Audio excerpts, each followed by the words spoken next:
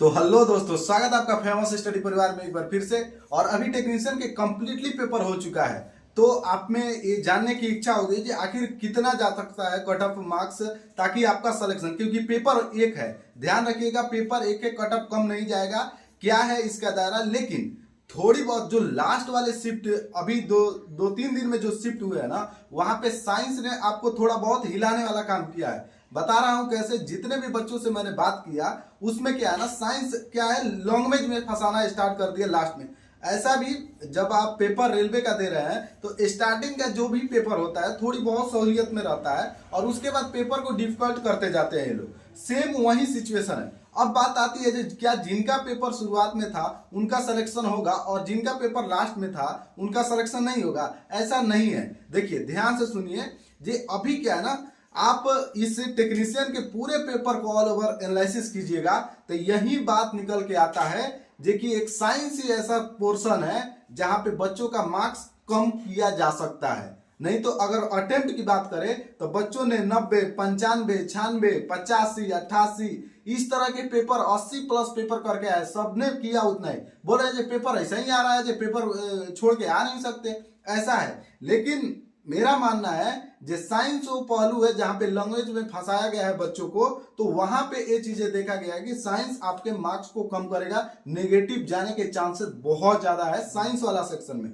और यही देखिएगा होगा क्या, हाँ बात जाएगी नॉर्मलाइज पे, लास्ट में बात वहीं पे जाती है नॉर्मलाइज पे। जैसे कि 2018 में पेपर हुआ तो उसमें नॉर्मलाइजेशन में अच्छा मार्क्स बढ़ा सबका। तो बात रो मार्क्स पे होती है जो कि रो मार्क्स कितना होना, उसके बाद नॉर्मलाइजेशन में आपका कितना मार्क्स होना, ये बात बहुत डिपेंड करता है। तो देखिए अभी क्या है, जितने लोगों ने पेपर दे दिया घर पे आके अपना पूरा पेपर एनालिसिस कर रहे हैं, कहीं कहीं से सोर्स से देख रहे हैं, तो उसमें क्या निकल रहा है कि साइंस में ऐसे था ऐसे हो गया, साइंस में वो क्वेश्चन दिया लैंग्वेज समझ में दूसरा का दूसरा मार के आए, ऐसे देखा है। मैथ रीजनिंग बोले तो 50 में से बच्चे 45 प्लस करके आ रहे हैं, 45-40 से कम कोई नहीं कर रहा है। क्योंकि रेलवे के पेपर देखे तो 2 से 3 क्वेश्चन मैथ के होते हैं जो नहीं बनने वाले होते हैं, या डिफिकल्ट लेवल होता है जो मैक्सिमम बच्चे छोड़ के आते हैं। और वही रीजनिंग की बात करें तो 1-2 क्वेश्चन फंसा रहा है, ज्यादा 1-2 ही फंसा रहा है, सब बन रहा है। तो बात आ जाती है करेंट अफेयर और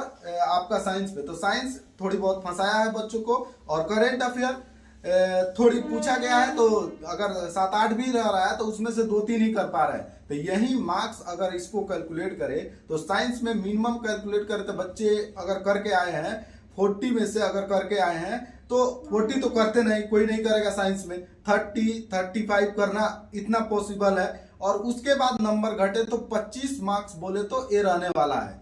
25 मार्क्स यहाँ से आप 15 मार्क्स निकाल सकते हैं।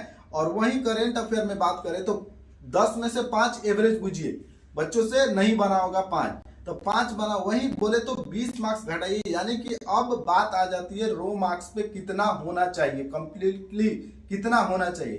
तो इनसे यही निकलता है कि 20 मार्क्स का अगर आप घटाते हैं, ये देखा जाता है जो 20 मार्क्स घटाने के बाद 80 आपका होना कंपल्सरी।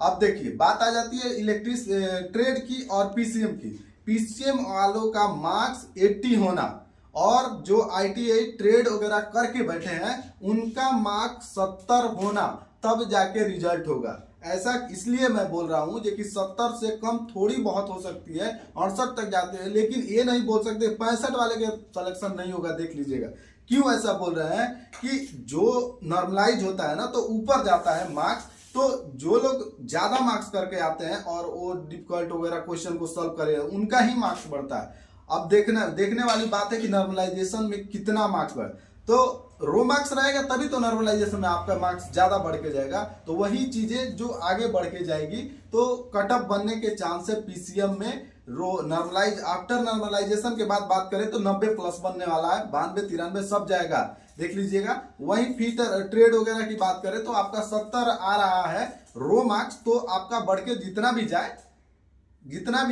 उतना पे आपका हो जाएगा सिलेक्शन। 70 आपका रो मार्क्स बनना चाहिए, तब जाके आपका सिलेक्शन होने का चांसेस बहुत ज्यादा है। वहीं एसटी एससी की थोड़ी बहुत कम, 5 नंबर कम ही जाता है उनका, तो उनका कम जाएगा। बस यही है कि आप इत्मीनान से रहिए। अगर आपने 70 अटेम्प्ट करके ट्रेड में है तो सेफ है, आपका जॉब होने के चांसेस मैक्सिमम टू मैक्सिमम है। वहीं आप 80 प्लस करके अगर रो मार्क्स आ रहा है आपका आंसर के आने के बाद अगर आएगा तो आपका यही सेम पहलू 90 पे जाके आपका नॉर्मलाइज करके होगा और पीसीएम वालों का सिलेक्शन 90, 92, 93, 94 सब इतना पे 90 प्लस में ही होगा।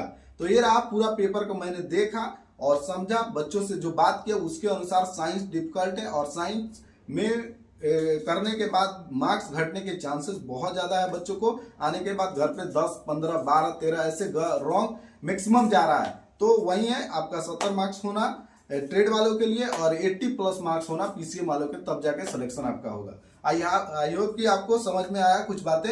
मिलते हैं नेक्स्ट वीडियो में, तब तक के लिए बाय, जय हिंद।